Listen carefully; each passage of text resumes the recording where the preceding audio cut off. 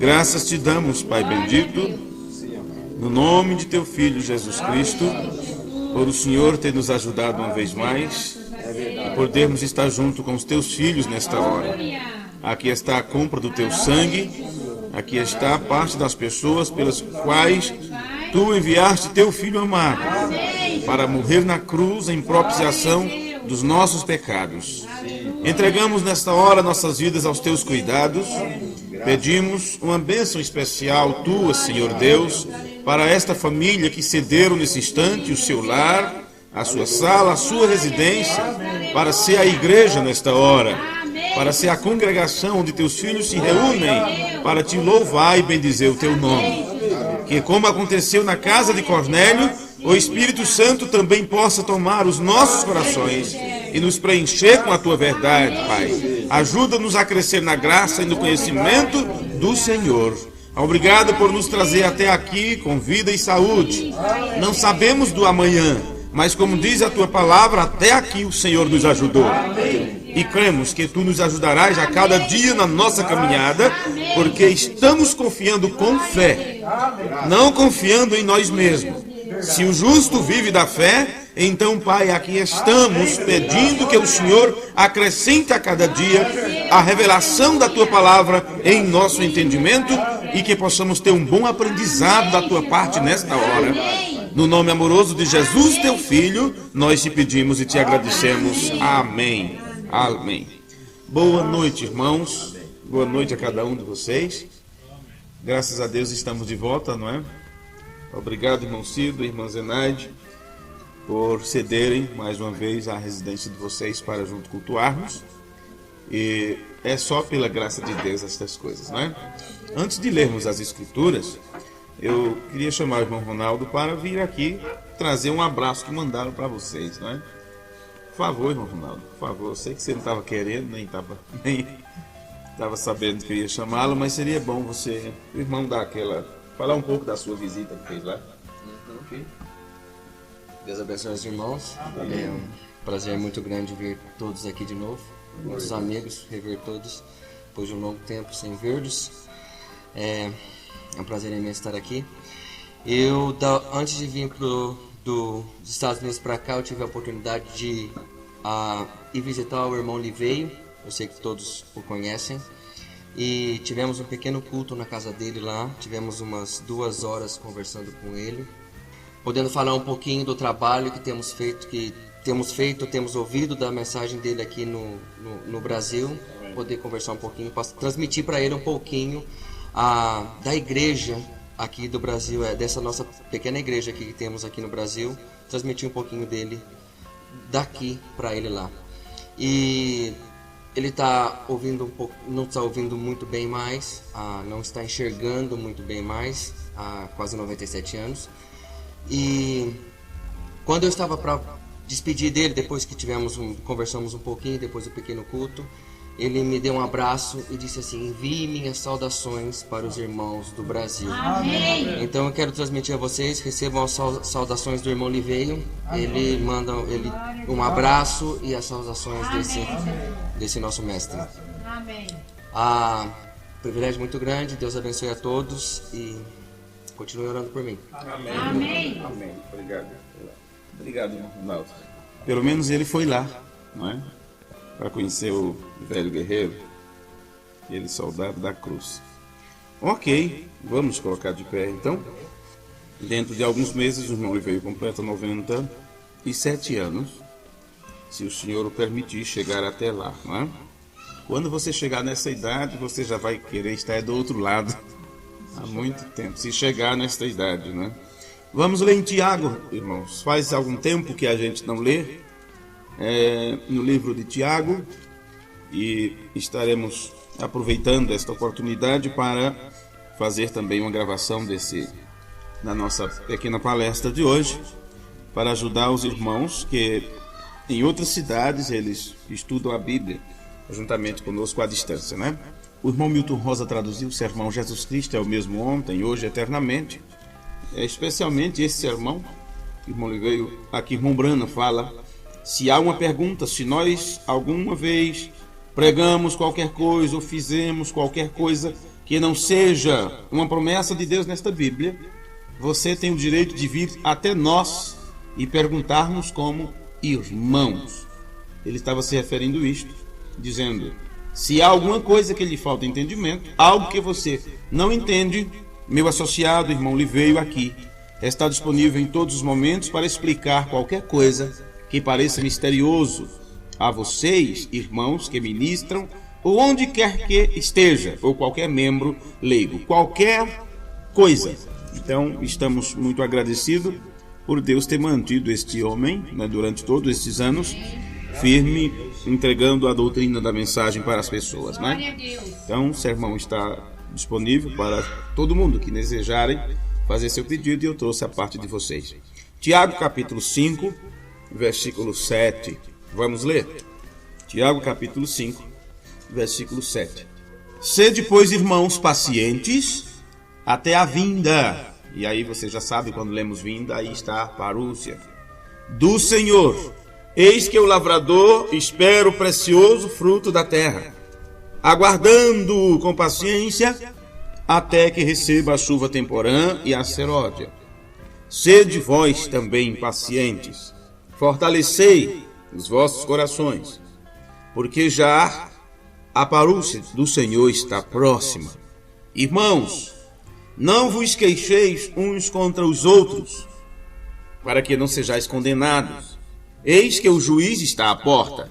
Meus irmãos, tomai por exemplo de aflição e paciência os profetas que falaram em nome do Senhor. Eis que temos por bem-aventurados os que sofreram ou permaneceram firmes. Ouvistes qual foi a paciência de Jó, e viste o fim que o Senhor lhe deu, porque o Senhor é muito misericordioso e piedoso. Amém. Podeis sentar? Podeis sentar. Ok. Você que estava aí com a sua Bíblia e leu, você pode deixar a página aí marcada, porque vamos dar um passeio por outras escrituras e voltar a isso outra vez, porque primeiro nós temos que entender o tema central desta escritura. E se fôssemos para pôr um título nisto, nós intitularíamos sobre os atributos ou as características que a noiva do Senhor precisa ter para subir no rapto. Tem que haver alguns atributos em nós, algumas características em nós que nos deixe apto para sairmos dessa atmosfera. E esta parte que você leu do livro de Tiago está nos tratando exatamente disso. Você observe que 2 vezes ele fala do tempo da parúcia de Cristo. 2 vezes. Durante esse tempo, nós encontramos também uma outra escritura que fala de Cristo batendo a porta. Batendo a porta. E isto é quando ele vem, no período, dentro do momento, chegando o encerramento, o fechamento de Laodiceia. É o momento que ele bate a porta. Eis que estou à porta e bato. Porque você sabe, Laodiceia sendo a última das 7 eras, nas 2 eras anteriores, ele diz: eis que eu cedo venho, eis que veio sem demora, eis que... E assim vai. Mas quando chega em Laodiceia, ele diz: eis que estou à porta e bato. Não é assim? Estou à porta e bato. Há aí a controvérsia de ideia das pessoas. Porque se era no período de Laodiceia que ele bateria na porta, então ele teria que estar presente para bater na porta. E por isso misturaram a aparição de Cristo, ou o aparecer de Cristo, a parúcia de Cristo com a vinda, com a segunda vinda. O que acontece no futuro, quando Jesus Cristo, o Filho de Deus, sai do seu lugar de intercessão para vir até os ares, encontrar a igreja, encontrar aqueles que são arrebatados. Confundiram isto com a parúcia de Cristo, quando, lembrando disso, há uma diferença muito grande entre a aparição de Cristo e vinda de Cristo. Agora, os profetas ou os apóstolos, eles estavam falando deste período da parúcia de Cristo, quando ele entrasse em cena e bateria na porta, e foi dito, é o juiz supremo, porque isto se trata de uma manifestação de Deus mesmo. E ele aparece, como se trata de juiz, ele aparece justamente no período de direitos, onde todo mundo acha que tem direito, acha que pode, no momento em que direito dos povos são os atributos principais do dia. Então isso está em Apocalipse capítulo 3, versículo 20. Eis que estou à porta e bato. Se alguém ouvir a minha voz e abrir a porta, entrarei em sua casa, e com ele cearei, e ele comigo. Ao que vencer, veja que aqui você já encontra outro versículo, é um outro assunto, que quando você junta tudo, parece que é o mesmo personagem. E é por isso que nunca se compreendeu, as pessoas não entenderam como Deus trabalha com o seu vaso. O irmão Branham disse, aquilo não era apenas Jesus falando, era Deus falando, depois era Jesus falando. Então você encontra isso em toda a Bíblia. Você encontra isso em toda a Escritura. Por isso você não pode confundir as coisas. Estou falando isso pelo que estou lendo agora. Ao que vencer, lhe concederei que se assente comigo no meu trono, assim como eu venci e me assentei com meu Pai no seu trono. Então, por as pessoas não terem uma capacidade auditiva refinada pelo Espírito Santo, elas não conseguem entender o que está sendo ouvido. E por isso o fechamento é este, no versículo 22 de Apocalipse 3. Quem tem ouvidos, ouça o que o Espírito diz às igrejas. Amém. Agora, o que eu quero fazer hoje com vocês, neste culto familiar tão gostoso, não é? Esse clima tão gostoso, é olhar para este cenário mundial, este cenário que abrange a Igreja de Cristo, que abrange todo o cenário religioso, político, dogmático, tudo. Vamos analisar um pouco este cenário em que o juiz está à porta, porque é o que disse Tiago. Para fazer isto, nós devemos olhar com mais detalhe, uma vez mais, para Tiago capítulo 5, e vamos ler isto novamente, pausadamente, já que eu fiz esses comentários, pode ser que agora isso se torne mais claro. Sede, pois, irmãos, Tiago capítulo 5, versículo 7. Sede. Você tem que ser. Tem que fazer parte do teu ser, da tua essência. Sede, pois, irmãos, pacientes, até a vinda, que é a parúcia, ou aparecer de Cristo, do Senhor. Eis que o lavrador espera o precioso fruto da terra, aguardando-o com paciência. Por que Tiago engloba aqui a paciência nossa com relação à parúcia de Cristo, a presença de Cristo que se manifestaria na terra nos últimos tempos? E ele faz este enlace com o trabalho de um lavrador, mostrando que o lavrador também é paciente, esperando que a semente chegue até o momento do amadurecimento. O que Jesus disse sobre isto? Ele disse, meu Pai é o lavrador. Então o lavrador, ele tem paciência com a semente. Ele não joga a semente lá e vai lá todo dia cavucar para ver se já nasceu. Ele tem que esperar ela nascer. Ele cuida e espera até o momento da colheita, até o momento do amadurecimento. Deus está tendo sempre essa paciência conosco. E é dito para nós agora como semente a sermos pacientes, esperando o momento dele. Amém. E agora você encontra esta junção dessas duas coisas. Eis que o lavrador espera o precioso fruto da terra, aguardando-o com paciência até que a terra... Você veja que isso não está na leitura, porém vamos dizer assim, é o sujeito oculto por trás da frase, né? Até que a terra receba, não é o lavrador que recebe, mas a terra aonde está a semente, receba a chuva temporã e a serôdia. Versículo 8, sede vós também, quer dizer, assim como, do mesmo jeito que, né? Sede vós também pacientes, e você sendo paciente, fortalecei os vossos corações, que é o entendimento. Por que fortalecer o entendimento? Porque estas coisas se processam ou se desenrolam em um período onde as pessoas estão perdendo suas mentes. Saímos recentemente desta série, fechamos semana passada, onde as pessoas estão com a mente fraca. Elas já não conseguem lembrar mais. Você percebe que no tempo do Senhor Jesus, mesmo eles conhecendo as Escrituras e sabendo as profecias sobre o Messias, e todos que viram o trabalho que Jesus realizou, eles chamavam ao outro dizendo, nós achamos o Messias, encontramos aquele do qual falavam os profetas.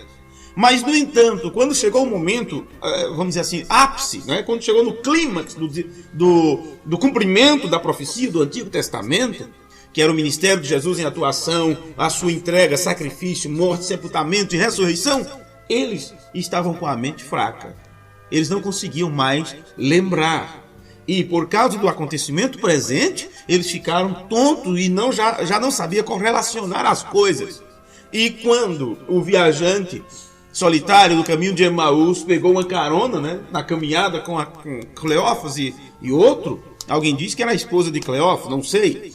Bem, começaram a caminhar e eles ficaram dizendo, você não está sabendo o que aconteceu? Jesus de Nazaré, esperávamos que isto acontecesse. E tudo indicava que a mente deles já não estava mais olhando para as profecias. E Jesus disse o que para eles? Ô tardio, vocês estão muito tardios. Como vocês conseguem não entender as profecias? E aí Jesus voltou lá atrás e fortaleceu a mente deles. Amém. Reavivou a mente deles, e a Bíblia diz, começando por Moisés. Jesus foi lá no que estava registrado nos primeiros livros da Bíblia, que falava sobre o seu ministério, sobre o seu sacrifício, e eles começaram a ter seus corações, a arder seu coração. Agora você sabe que isso é um sentimento na mente, esse coração em chama, né? O músculo continua lá, balançando. Dependendo do movimento, você corre ou se estressa, não sei, ele pode bater com mais força ou não, mas tudo está aqui, né? Toda coisa está aqui na mente. A partir do momento que eles foram ouvindo aquelas palavras e foram lembrando que realmente aquilo foi predito, mas alguém teve que dizer para eles. Eles estavam agora com suas mentes fortalecidas, o entendimento começou a arder, porque a vida começou a pulsar. É chamado de coração, mas sabemos que se tratava do entendimento deles. Do mesmo jeito que aconteceu com os outros, que foi aberto o entendimento para compreender as Escrituras. Então, quando chegou o momento que eles estavam prontos, não é? Então, Jesus Cristo se revelou para eles, se deixou ver, não é? Se deixou perceber que era Ele que durante todo o tempo estava ministrando. Se nós tivermos paciência e nesta caminhada ouvirmos o que Deus está nos falando, nos levando sempre para as Escrituras, vai chegar um momento, você vai dizer, já estou aqui do outro lado, eu nem percebi. Então, são estas características e atributos que precisam estar na noiva. Vamos olhar isto com muito cuidado. Observe, estava no versículo 8, né? Sede vós também pacientes, fortalecei os vossos corações, porque já a vinda do Senhor está próxima. O discípulo, Tiago, estava falando sobre a parúcia de Cristo, a presença de Deus, que acontece num período estendido de tempo. Vê? Não é aquela vinda súbita onde ele aparece nas nuvens e leva embora. É aquela presença de Deus que ele entra em cena e por ali 10 anos, 20, 30, 100 anos, não sabemos até quando se estende o período da parúcia. Mas é um trabalho que Deus reservou para ele mesmo fazer. Vê? E o que temos que ser é pacientes e aguardar no momento certo e sempre fortalecer nosso coração. Aí ele começa, no versículo 9 ele continua: irmãos, não vos queixeis uns contra os outros, para que não sejais condenados. Aí ele diz: eis, observe, note, esteja percebido que o juiz está à porta. Nós acabamos de ler isso em Apocalipse 3. Eis que eu estou à porta e bato. Meus irmãos, tomai, por exemplo, de aflição e paciência os profetas que falaram em nome do Senhor. Eis que temos por bem-aventurados os que sofreram. Em outra versão da Escritura, diz: aqueles que permaneceram firmes diante do sofrimento. Ouvistes qual foi a paciência de Jó, e viste o fim que o Senhor lhe deu, porque o Senhor é muito misericordioso e é piedoso.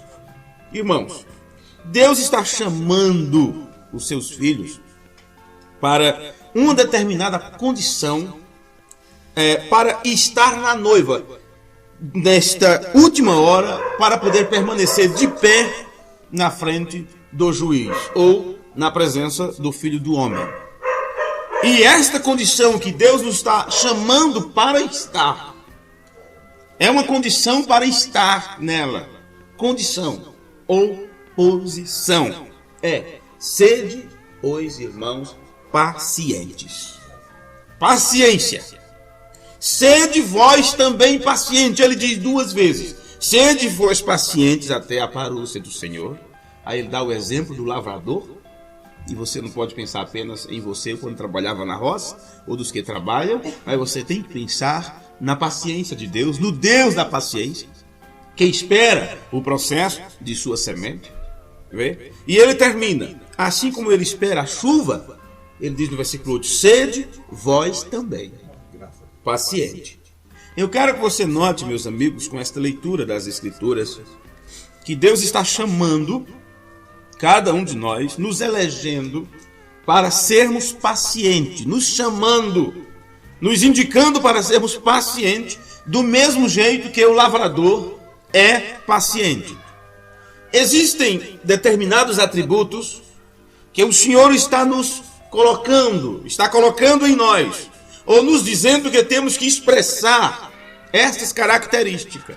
São atributos para ser expressos neste momento de sua posição de juiz à porta. A posição de Deus é de juiz à porta. E a nossa posição, ou a nossa característica é paciente diante deste momento. Agora, nós sabemos que no tempo final, o eleito de Deus, ele tem que entrar na mesma imagem do Pai. E para que você entre na mesma imagem do Pai, você tem o exemplo do Filho primogênito, a imagem do Deus invisível. E todos nós temos que chegar também a ter esta mesma imagem. Como ele se manifesta, nós então podemos nos manifestar. Porque você sabe que a Escritura de Paulo, onde mostra essa manifestação de Deus, a palavra ali é faneiro. Quando ele faneiro, nós também faneiro com ele. Ou Deus se manifesta com sua característica de juiz supremo, de deidade suprema. Foi isso que o profeta nos ensinou, ele em sua deidade suprema. Ele como juiz supremo, foi o que ele mostrou com a aparição de Deus, com o rosto de Cristo naquela nuvem. O lembrando chamou de juiz supremo e deidade suprema. Então Deus faneiro ou manifesta o seu verdadeiro caráter. Então nós, como seus filhos, também temos que manifestar nosso verdadeiro caráter. Caráter de filho, de filha de Deus. Em 1 Coríntios capítulo 13, versículo 10, não sei se vocês poderão acompanhar a leitura. 1 Coríntios 13, versículo 10. Está escrito: mas quando vier o que é perfeito, então o que é em parte será aniquilado. Quando eu era menino, porque agora o que é perfeito se manifesta, que é Deus mesmo, a palavra viva, criativa e tudo. Deus se manifesta.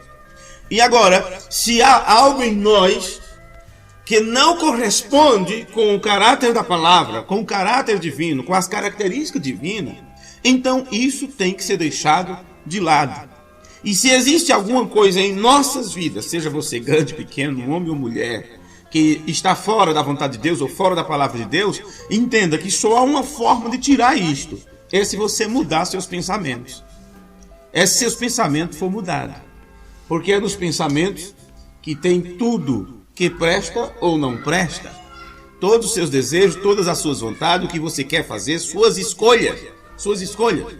Então, se é mudado, então, teu pensamento, para que você possa receber o pensamento de Deus, ou a mente de Cristo, então você não terá lutas para enfrentar, ou a luta não será uma luta para você. Enquanto as pessoas lutam para deixar de usar droga, ou vai para um ambiente, né? Um ambiente lá para ser tratado, aquela coisa, você não tem luta para isso. Por quê? Isso não está em teu pensamento. Você não precisa lutar para se livrar do cigarro, porque isso não está em teu pensamento. Então, isso são apenas exemplos para que você pense em qualquer outra coisa que haja em você, a qual entristece o Espírito Santo. Isto pode ser tirado de um momento para outro, se tão somente o teu pensamento for mudado. Veja, então o que está em parte é aniquilado quando chega o que é perfeito. Agora, se os nossos pensamentos são imperfeitos, e o profeta do Antigo Testamento disse assim: como está o céu mais alto que a terra, também aos pensamentos de Deus em relação aos nossos pensamentos, e a Bíblia diz: pensai nas coisas que são de cima, porque as de baixo são passageiras. Então, uma vez que você se livra dos seus pensamentos, da sua maneira de entender e de ver e de querer as coisas, e é renovado, ou transformado, veja, você chega a ser até transformado pela renovação do entendimento. Você se torna uma nova pessoa. Você fazia algo e daqui a pouco não está fazendo mais aquilo, porque você foi renovado. Por causa do teu entendimento, você passa por uma transformação. Então você entenda que tudo isso que eu acabei de vos dizer foi para poder você ler esta escritura e entender isto, que isto fique novo para você. Quando vier o que é perfeito, então o que é em parte será aniquilado. Quando eu era menino, falava como menino, sentia como menino, discorria como menino, mas logo que cheguei a ser grande, acabei com as coisas de menino. E eu pergunto, vamos ficar como criança até quando? Na fé. Porque agora vemos por espelho em enigma, mas então veremos face a face. Agora conheço em parte, mas então conhecerei como também sou conhecido. Então temos que conhecer a Deus como Deus nos conhece. Veja, agora, como eu posso conhecer a Deus a menos que Ele esteja em mim, nos dando do seu conhecimento? O espírito de revelação e de sabedoria, o espírito de entendimento sobre Ele mesmo, como está em Efésios capítulo 1. Agora, em 2 Coríntios capítulo 3, versículo 16, você pode então encontrar esta escritura. 2 Coríntios 3, versículo 16. Mas quando se converterem ao Senhor, então o véu se tirará. O véu impedia de ver com clareza. O véu impedia de se ter acesso. Porém, precisa-se de uma conversão. E conversão é dar meia volta. É mudar a trajetória. É andar em sentido ao contrário do qual você estava. Se trata de arrependimento, de conversão. Então, o véu só será tirado para que você conheça a Deus da forma que Ele te conhece. E neste conhecer, Ele diz: tu é meu filho. Amém. E você diz: eu sou filho de Deus, Ele é meu pai. Então, como deve agir um filho e uma filha de Deus? Vê? Como deve agir um filho e uma filha de Deus?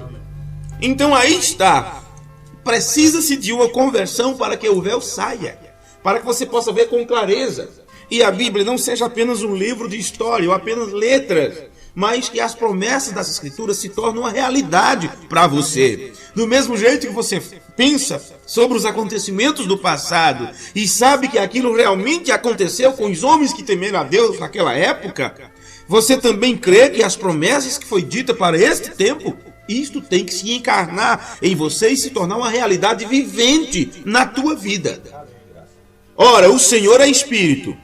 E onde está o Espírito do Senhor? É o versículo 17 de 2 Coríntios 3. Ora, o Senhor é Espírito. E onde está o Espírito do Senhor, aí a liberdade.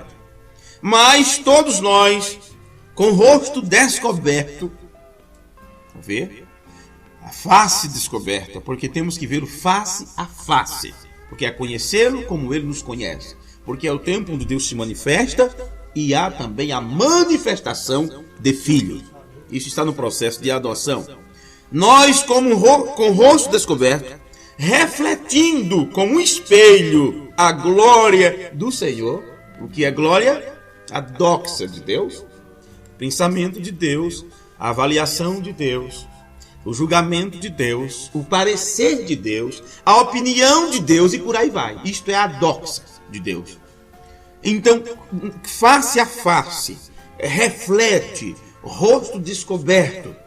Você reflete a opinião de Deus, a ideia de Deus, a visão que Deus tem sobre as coisas, a opinião que Deus tem sobre as coisas. A glória de Deus é refletida através de você.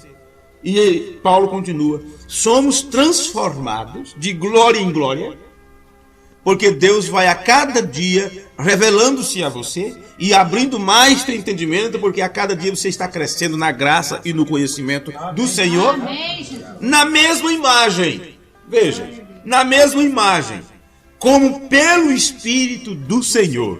Isto é tremendo. Essa escritura é muito tremenda quando você compreende o relacionamento dela com os acontecimentos do último tempo, no período dessa manifestação de filhos de Deus. Agora, interligue isto com o que João escreveu na primeira epístola, no capítulo 3, versículo 1. 1 João, capítulo 3, versículo 1. Vamos ver como está escrito. Esta carta de João já está lá próximo das cartas de Pedro. São cartas pequenas, né? Poucas páginas. Então, 1 João, capítulo 3, versículo 1.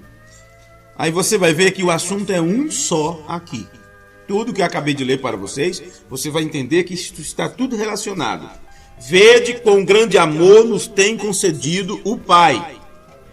Porque agora o apóstolo está mostrando que esse Deus que se manifesta a você, e você também se manifesta como filho dele, e há esta junção entre você e a palavra de Deus e a glória de Deus, a ponto dela ser refletida em você, e você, na mesma imagem, pelo Espírito, ou você se torna a imagem do Deus vivente aqui na terra, porque Deus desceu para estar na igreja, para viver na igreja, trabalhar através dela. Veja, então, veja quão grande amor nos tem concedido o Pai, que fôssemos chamados filhos de Deus. Por isso o mundo não nos conhece, porque não o conhece a Ele. E por que o mundo não conhece? Porque Deus não se manifesta ao mundo. Porque Ele só se manifesta a seus filhos. Ele não tem nenhum compromisso, nenhuma obrigação com aqueles que não é seu filho. Você não vai educar o filho dos outros. Você tem compromisso com seus filhos. Deus só tem compromisso com aqueles que são seus. Veja, agora, amados, agora somos filhos de Deus e ainda não é manifestado o que havemos de ser. Então, chegaremos em um estágio, chegaremos a uma compreensão, e esta compreensão que chegaremos depende deste avanço de estágio, que estamos sempre em subida, em crescimento, porque o entendimento que Deus nos dará após a ressurreição, no período de 40 dias aproximadamente, que ficaremos juntos nesta grande festa, não é o entendimento que temos hoje, porque aquele é o entendimento para corpos glorificados. Vê? Para corpos que viajam como um pensamento, e querer entender o que Deus fará lá é fantasia, é utopia, é sonho. É sonho. Se temos um estágio a alcançar, então o que temos que fazer é apenas medir na parede, né? Como faz quando estamos crescendo. E alguém diz, fulano está crescendo, está ficando um hominho, está ficando uma mocinha. E vai lá e coloca na parede e marca o tanto que cresceu, né? Quem já fez isso com algum dos filhos? Quem já passou por isso? Os pais fazendo isso com você. Aí, um tempo depois, mede, cresceu mais um pouquinho. Mas não adianta você ficar sonhando como vai ser quando eu estiver grande. Isso é coisa de menino. Como vai ser quando estivermos lá e fizermos isto e aquilo? Teremos um entendimento que não conseguiríamos absorver este entendimento hoje, de maneira nenhuma. Não com esses corpos, não presos nesta condição na qual nós estamos. Então isto é de glória em glória. Isto é de etapa em etapa. Isso depende do teu crescimento, da comida que você está comendo, do desenvolvimento mental e espiritual, nem físico, eu cito, porque isto está além do físico. Está além vamos dizer assim, da nossa comunidade física. Comunidade, não sei como chamar aqui. Isto é algo de mente, espírito, alma. Vê? Porque o corpo nosso é apenas uma prisão. Tanto é que carne e sangue não herdará o reino de Deus. Estamos aqui presos. Você não sai daqui enquanto não aprender sua lição. É assim. Estamos aqui para isto. Então o que acontece? Mas sabemos que quando ele se manifestar, seremos semelhantes a ele. Perceba pelas escrituras que tudo que está sendo dito aqui é para esperarmos e termos paciência. Porque você diz, mas por que eu ainda estou nessa situação? Porque ainda não sou o que eu sei que eu tenho que ser. Agora, amados, somos filhos de Deus e ainda não é manifesto. Ainda não é. Então, seja paciente. Faça o seu melhor na condição em que você está. Porque ainda não é manifestado o que vamos ser. Ainda não. Mas sabemos que quando se manifestar, então não tem por que você se preocupar esse quando, você não tem que se preocupar com o dia de amanhã, você só tem que ser fiel e obediente com o que Deus tem te dado hoje. Amém. Vê? Seremos semelhantes a Ele, porque assim como é, o veremos. E qualquer que nele tem essa esperança, tem como você ter esperança sem ser paciente? Não. Uma pessoa impaciente, ela é desesperançosa. E por isso descabela e quebra isto e quebra aquilo, porque não tem esperança. Quer o hoje, quer o agora, que aconteça hoje, o que deveria ser amanhã. Ou deixa de viver o hoje preocupando-se com o amanhã. Qualquer que nele tem esta esperança, o que é que tem que fazer? Neste período, purifica-se a si mesmo, como também ele é puro. Amém. Se tem algo para você fazer, neste momento de espera, neste momento você tem que ser paciente, como o lavrador é paciente com a semente, esperando a chuva. O que você tem que fazer é purifique-se a si mesmo, mantenha-se puro, mantenha-se santo, quer dizer, afastado. Porque se você se juntar com os porcos, você vai se lamear a mesma coisa. Se você se deitar com cães, você vai pegar a pulga. Então mantenha-se puro. É tudo que se exige de nós neste período de tempo. O irmão Brando disse o quê? Vivam vidas santas, limpas, amem uns aos outros, sirva a Deus no melhor do seu entendimento, ou do entendimento que Deus tem dado, e o que tiver de ser, vai acontecer. Amém. Vai ser. Agora, irmãos, quais são esses atributos de Deus que devemos refletir no tempo do fim? É o que você já leu. Sede, pois, irmãos, pacientes, até a vinda do Senhor. Eis que o lavrador espera o precioso fruto da terra, aguardando-o com paciência até que receba a chuva temporânea e serôdia. Sede vós também pacientes. Primeiro de tudo, ele disse ter paciência. Primeira coisa. Agora, quando você lê no capítulo 1 de Tiago capítulo 1, versículo 2, ele diz, meus irmãos, tende grande gozo quando cairdes em várias tentações, que são provações, sabendo que a prova da vossa fé opera a paciência. Então, quando a fé de um filho de Deus está sendo testada, está sendo provada, isto deve gerar em nós paciência e não nos deixar nervoso e nervosa. A coisa não está como você gostaria, não está acontecendo como você queria, não estão agindo como você deseja ou sabe que deveria agir. Ora, às vezes aí você mata e esfola quando você não percebe que é a tua fé que está sendo provada, porque tem que vir problemas para você para poder você manifestar paciência. Aí você diz, não aguento, não suporto. Como não? O que está acontecendo? É tribulação, é luta, é isto, é aquilo, é família, é filho, é isso.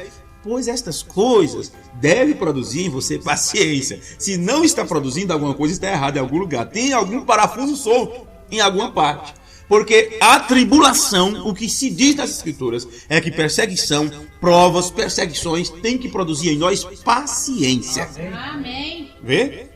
Meus irmãos, tende grande gozo quando cair, dizem várias provações. Aqui está o nome tentações, porém, particularmente eu não gosto desta pronúncia, porque rapidamente, facilmente, a nossa mente pode ser levada a pensar em outras coisas. Então, quanto mais sou tentado, aquilo me tenta. Aquela outra coisa ali está me tentando. Eu estou quase caindo naquilo. Aí você diz, então eu tenho que me alegrar. Vê como com facilidade você pode trocar as bolas?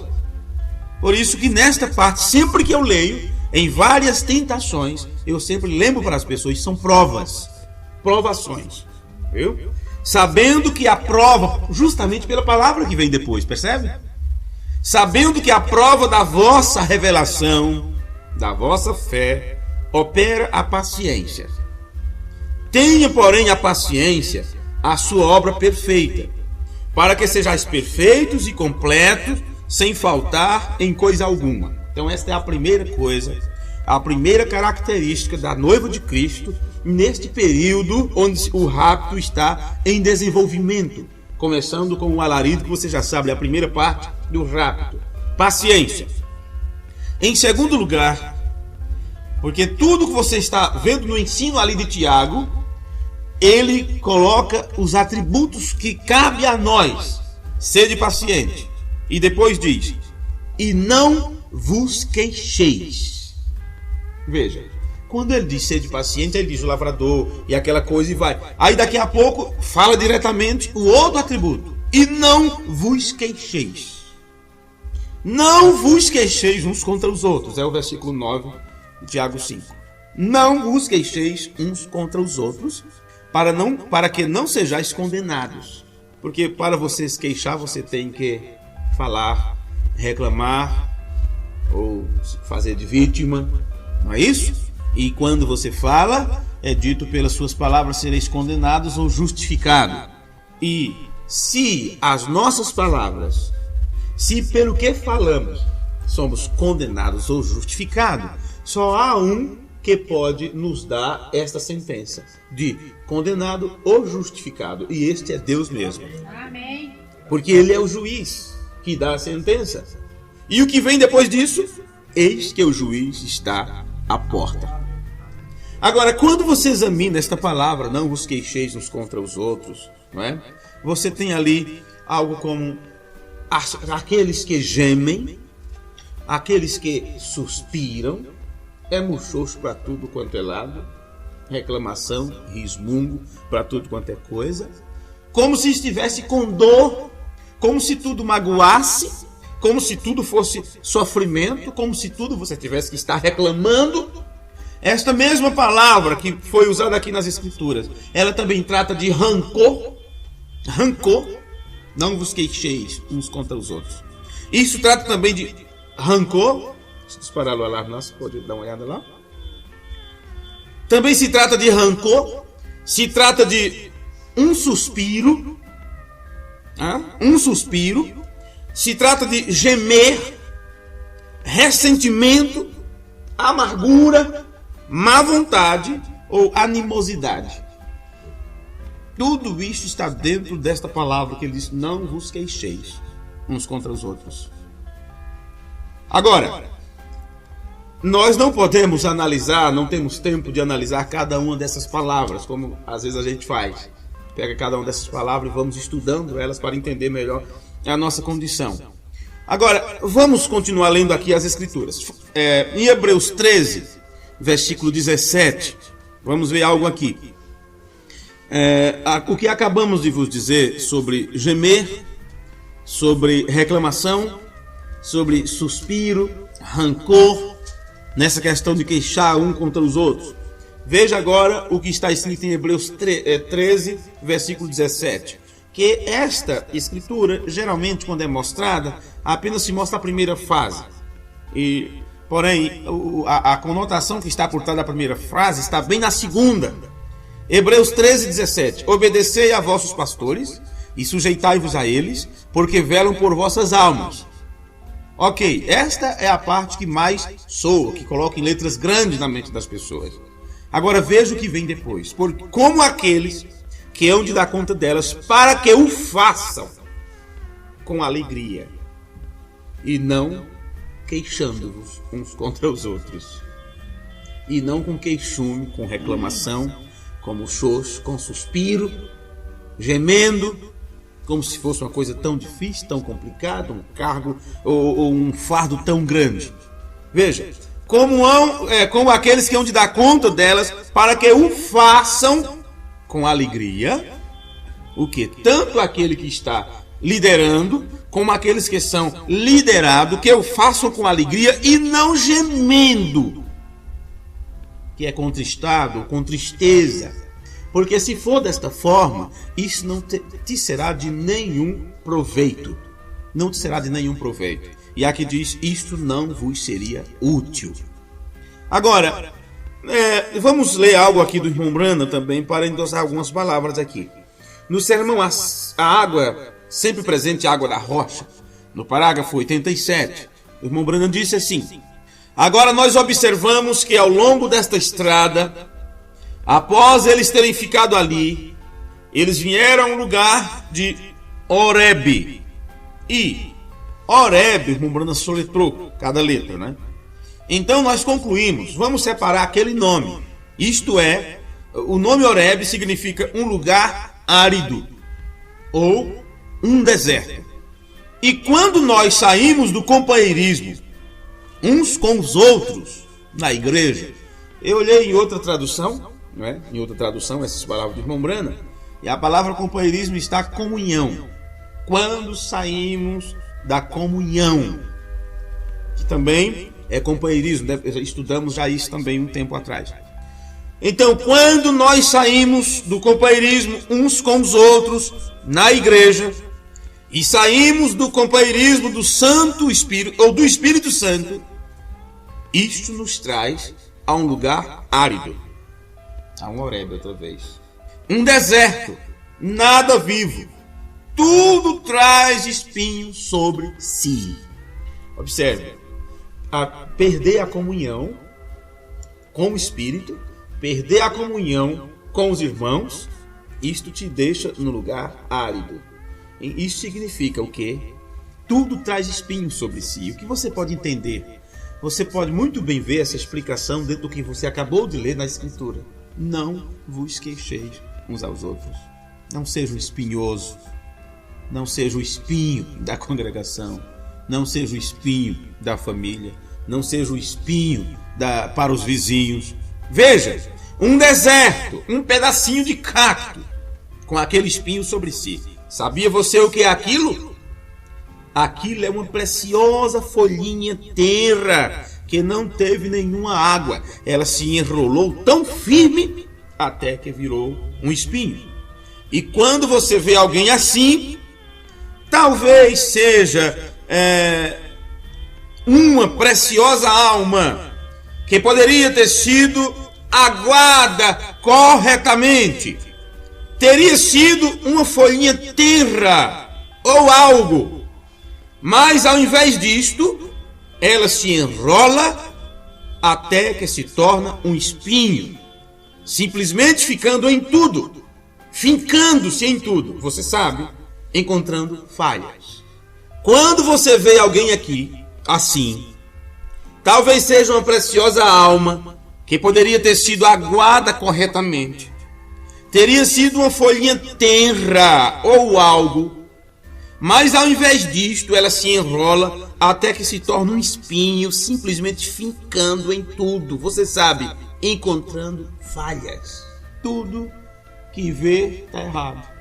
Como a irmã estava me dizendo, chegou umas pessoas da mensagem em sua casa e olhou para os quadros e disse: olha, pode tirar, Melhor você tirar esse quadro todinho daí, porque não é da mensagem. Isso é espinho, gente. Isso é espinho. Até nisso encontra falha. Que quadro é ali? É um quadro da Arca de Noé, a travessia do Mar Vermelho. Tire tudo, pode tirar tudo isso. Espinho, folhinhas enroladas, porque não recebeu água do Espírito ainda. E por isso sempre está cutucando, espinhando, apontando o dedo, mostrando falha, dizendo quem vai ou quem não vai, e assim sucessivamente. Espinhos, né? Simplesmente assim, encontrando falha. A única coisa que ela necessita é água. Isso é tudo.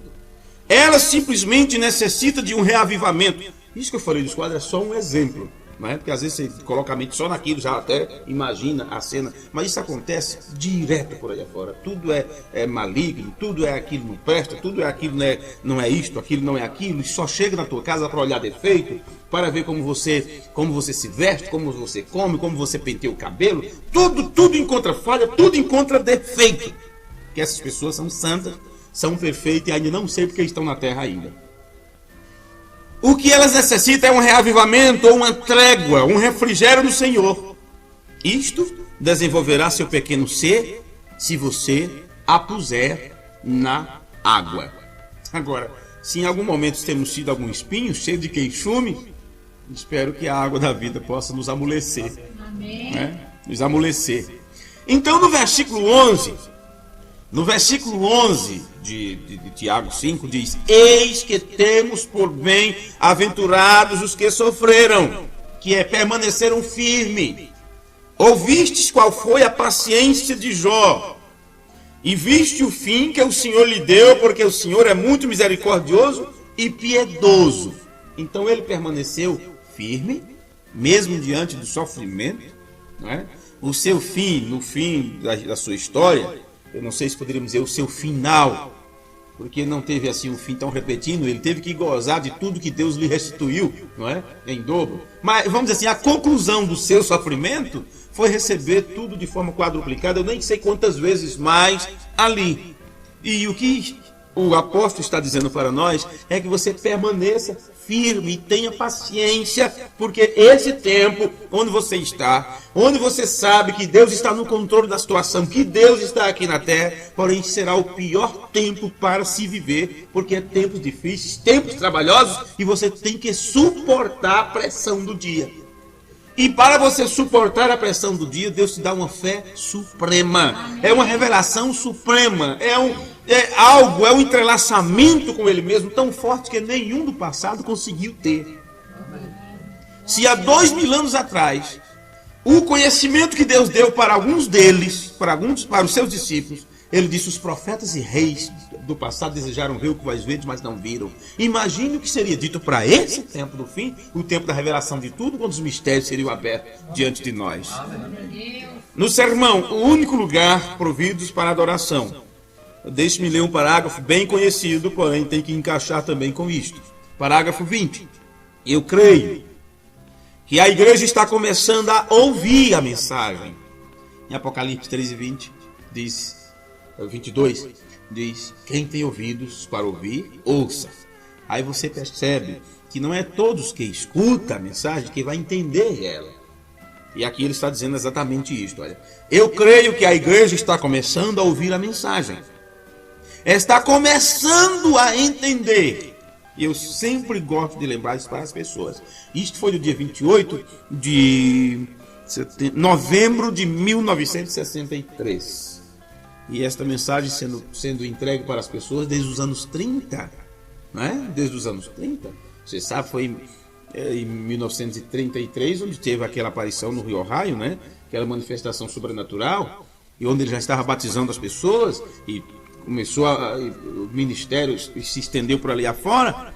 Praticamente quase 30 anos depois. É 30 anos? 40, são 10, 50, 30 anos depois. 63 para 63. 30 anos depois. Ele diz assim, olha, está começando a entender agora. Isso significa que ele foi paciente. Deus foi paciente com aquelas pessoas. Amigos, escutem. Temos que permanecer na presença do sol. Porque ele está mostrando aqui a semente na presença do sol. E no inglês, como é que se fala sobre isso, Ronaldo? Sol e filho. Qual é a diferença de uma coisa para outra? A diferença é só como escrever, mas a pronúncia é a mesma. Então, a semente para amadurecer, ela tem que ficar na presença do sol.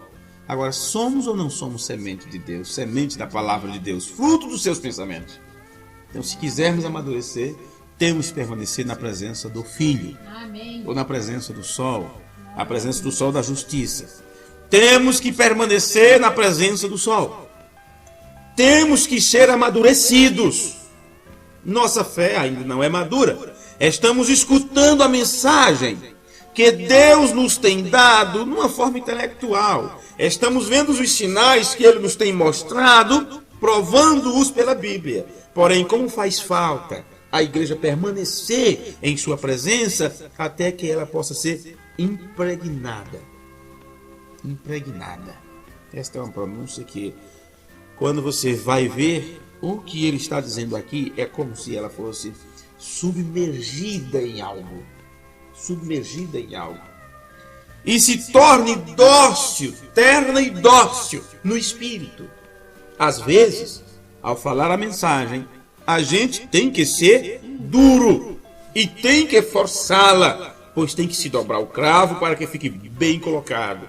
Porém, uma vez que a igreja o entenda e os eleitos sejam chamados e separados e se encontrem na presença de Deus, então sei que serão semelhantes àquela gente quando ocorrer o arrebatamento. Então, entenda que não é um processo que nós devemos percorrer para podermos estar preparados para o arrebatamento. Porque ele nos diz aqui que nós estaremos, no momento do rapto, em uma determinada condição, quando nós tomamos nosso arrebatamento, ou quando formos tomados desse rapto, o nosso voo para fora daqui. Ele estava se referindo primeiro a respeito dos santos que ele viu na visão além da cortina do templo, que já estavam do outro lado. E ele disse: ali só entra amor perfeito. E ele estava falando sobre o cacto, que por falta da água se tornou duro, espinhoso. E ele disse que são pessoas que se tornam desta forma. E Tiago disse: não seja desse jeito, não queixeis uns dos outros. Não seja um espinho, não seja um cacto. Então ele diz que a igreja tem que se bater forte até que ela entenda. Mas uma vez que ela entender, ela tem que se tornar impregnada disto, a ponto que ela se torna dócil no espírito. E ele disse: se ela chega nessa situação, então ela estará como aqueles que já estavam prontos do outro lado no momento do arrebatamento. Então ele diz aqui: você tem que estar nessa condição dócil, maleável. Vê? Agora a pergunta é esta: em que condição é que ele está falando? Esta é a chave, quando você compreende. E como vamos chegar a esta condição? Antes de concluirmos, porque claro, um assunto desse nós poderíamos pregar várias vezes, não é? Vários cultos. Como vamos chegar a esta condição? De estarmos impregnados pelo Espírito, de estarmos dóceis do Espírito, amando uns aos outros e aquela coisa toda. Bem, ele fala sobre isto no sermão Preparação. No parágrafo 15 do sermão Preparação, ele começou dizendo assim: e agora, mãe, você aqui na maca e esta pessoa tão querida e amorosa, a mamãe aqui, e tudo em volta mais do edifício agora, eu quero fazer, hoje à noite, pela ajuda de Deus, se Ele vai deixar, falar a sua palavra para você, que vai preparar o seu coração para o serviço de cura. Então, elas seriam preparadas a ouvir a palavra para a cura. Agora eu quero que você ouça atentamente. Agora, preparação. Deus, antes que Ele faça qualquer coisa, Ele sempre prepara para isto. Então, se Deus está aqui na terra para provocar um rapto, e neste rapto tem que ter alguém para ser arrebatado, então Ele tem que nos preparar. Amém. Ele tem que nos preparar para este momento. Amém. Como poderíamos, como Ele falou na Bíblia, se nós Antes de irmos para uma guerra, primeiro temos que nos preparar para essa guerra. Se você estiver indo para se casar, você tem que se preparar para este momento. E você tem os preparativos. E antes de você vir para a igreja, você fez os preparativos.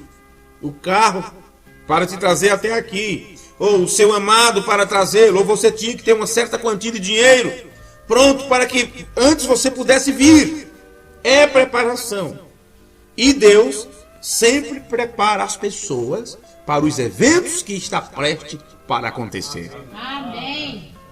Com isto, você fica seguro.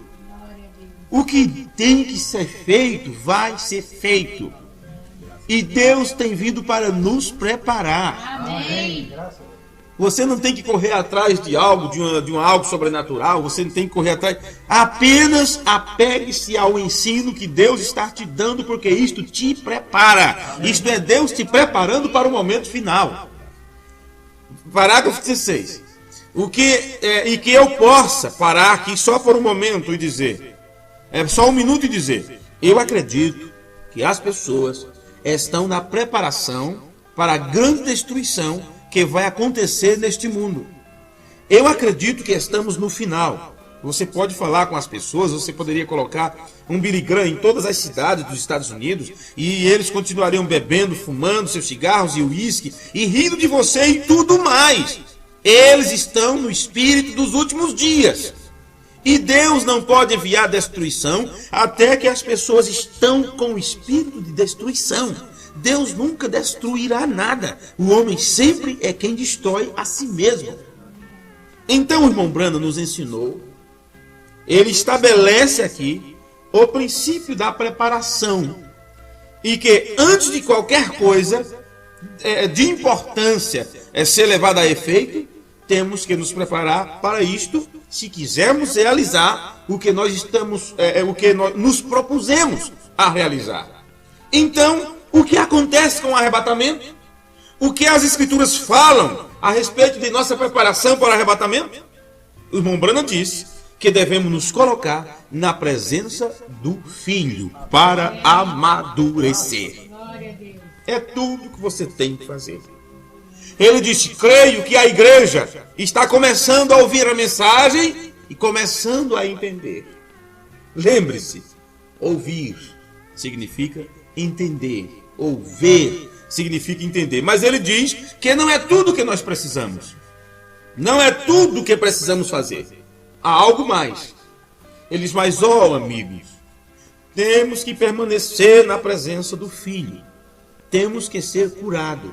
A nossa fé ainda não está madura. Este curado não é ser curado de uma enfermidade. Você sabe como é que se cura um couro de boi? Sol, não é? Sol. Está fresquinho, coloca lá para curar. Curar.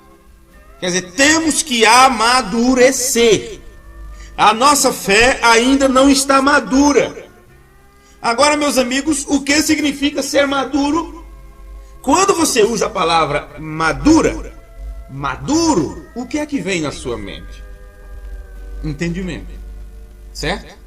Um entendimento amadurecido. Mas aqui, vamos um pouquinho mais adiante. Estás falando de semente também, não é? Está falando de semente.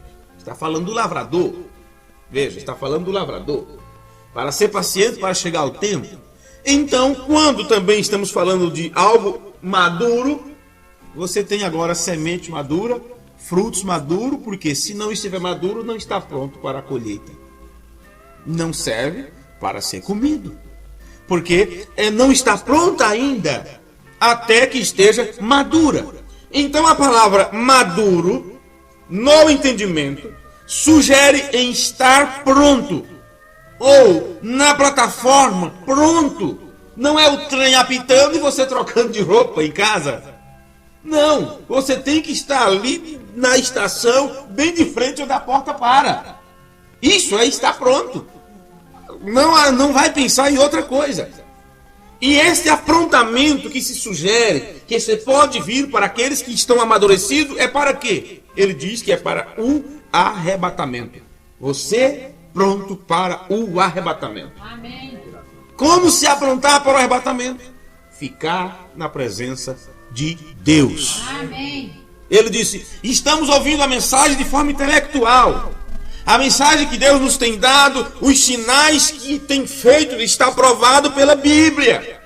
Em outras palavras, ele está nos dizendo que estamos diante da mensagem, em nossas mentes, vemos os sinais, podemos levar aquilo para as Escrituras e ver que eles foram colocados entre nós e ver que há uma vindicação dada por Deus de sua própria presença entre nós, vindicando a sua mensagem.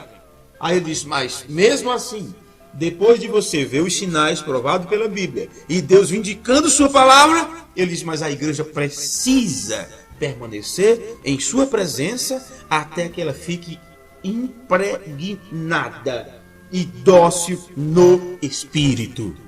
Amém. Ah, como não há essa necessidade para a igreja, para se tornar macia e doce? Quem disse que não? Essa questão de ficar impregnada é como se você colocasse algo em um determinado condimento, em um determinado produto, para que aquilo não ficasse duro, para que aquilo ficasse maleável. E se você não ficar maleável, como Deus pode trabalhar com você? Se você não ficar maleável, como Deus pode? Como a bigorna pode bater ali no ferro, se aquilo não foi levado no fogo para amolecer? E é dito que a prova da nossa fé é mais preciosa do que o ouro que é levado ao fogo. Vocês estão vendo aqui como a Bíblia mostra isso? Aí ele diz, para que ele possa nos impregnar ali. E isto é como levar a um banho. Molhar tudo, deixar ensopado. O que o banho ou esta palavra sugere em nossa mente? Segundo Webster diz, significa mergulhar para embeber-se em alguma substância ou influência. Vê? Então eu creio que o irmão Branham estava falando aqui, dizendo-nos que temos que nos submergir debaixo ou dentro de uma certa influência, e esta influência só pode vir da presença do Senhor para nos tomar, para nos colocar dentro dessa atmosfera. E este ambiente onde somos colocados, isto existe, ou isto resulta que vai te levar a um lugar, ou a uma condição, um estado de ser doce e terno. Você se torna pura doçura e ternura, porque só entra lá amor perfeito. Amém. E ele já se tratava como meu precioso irmão. Você vê como era do outro lado, como eles abraçaram o irmão Branham? E o irmão Branham disse, ali só existe amor perfeito. E é dessa ideia que ele começa a mostrar que temos que estar impregnado, submergido nesta água do Espírito, a ponto de nos tornarmos dócil. Dócil. Você deve ir à presença do sol. E isto colocará você neste resultado, pronto para o arrebatamento. Amém? Amém. Nós poderíamos continuar em outro culto com esse mesmo tema, se o Senhor nos permitir. Mas vamos nos colocar de pé e agradecer a Deus nesta hora. Senhor e Deus e nosso eterno Pai, é no nome de Jesus Cristo, teu Filho, que nós estamos nesta hora encerrando esta reunião, agradecendo ao Senhor por tua presença maravilhosa em nosso meio. Deus eterno e soberano Senhor, te agradecemos o nome de Jesus Cristo pelo entendimento que tu nos tem dado sobre a tua palavra, pela vida que somente vem do Espírito eterno, que é a vida eterna que pulsa em nosso ser, no nosso entendimento, em nossa alma, e mesmo as condições da vida, as dificuldades que enfrentamos, nada disso pode ser desculpa ou um atrapalho para nós, porque tu estás nos ensinando a vivermos em uma atmosfera da qual já não dependemos mais do físico, porque o justo viverá da fé. E a única coisa, a única forma de agradarmos ao Senhor é se andarmos na fé, é se vivermos através desta revelação que tu nos tens dado. Abençoe estas pessoas aqui presentes, as famílias aqui representadas, que todos possam ter seu entendimento aberto para sempre compreender os registros sagrados que foram revelados nesse tempo final. Perdoa as nossas fraquezas e os nossos pecados, Senhor. Enche-nos a cada dia com o Teu Espírito Santo. Nos livra, nos protege, Pai, de todo o mal, de toda seta inflamada do inimigo. E nós permanecemos felizes, seguros, porque sabemos que estamos em Tuas mãos e que tudo contribuirá sempre para o bem de nós que amamos ao Senhor. Ajuda-nos nesta hora, nós te pedimos, no nome amoroso de Teu Filho Jesus Cristo, para a Tua glória. Amém, Senhor. Amém. Vamos dizer todos juntos então? Pai nosso que estais nos céus, santificado seja Teu nome. Venha a nós o Teu reino. Seja feita a Tua vontade, assim na terra como no céu. O pão nosso de cada dia nos dai hoje, e perdoa as nossas dívidas, assim como nós perdoamos aos nossos devedores. E não nos deixe cair em tentação, mas livra-nos do mal, porque Teu é o reino, o poder e a glória para sempre. Amém. Amém. Deus os abençoe, irmãos. Obrigado pela paciência que vocês tiveram. Amém. E que possamos, na primeira oportunidade, estar juntos outra vez para falarmos destas coisas tão gloriosas. Deus os guarde. Muito obrigado. Deus os abençoe. Deus abençoe, irmão. Deus te guarde. Deus abençoe. Bom vê-lo. Bom vê-lo. Olá. Deus abençoe. Tá bem? Marinho. Vai virar Barão e o Marinho. Chegou o tempo. Vem correndo. Agora chegou o tempo mesmo. Chegou o tempo, sim.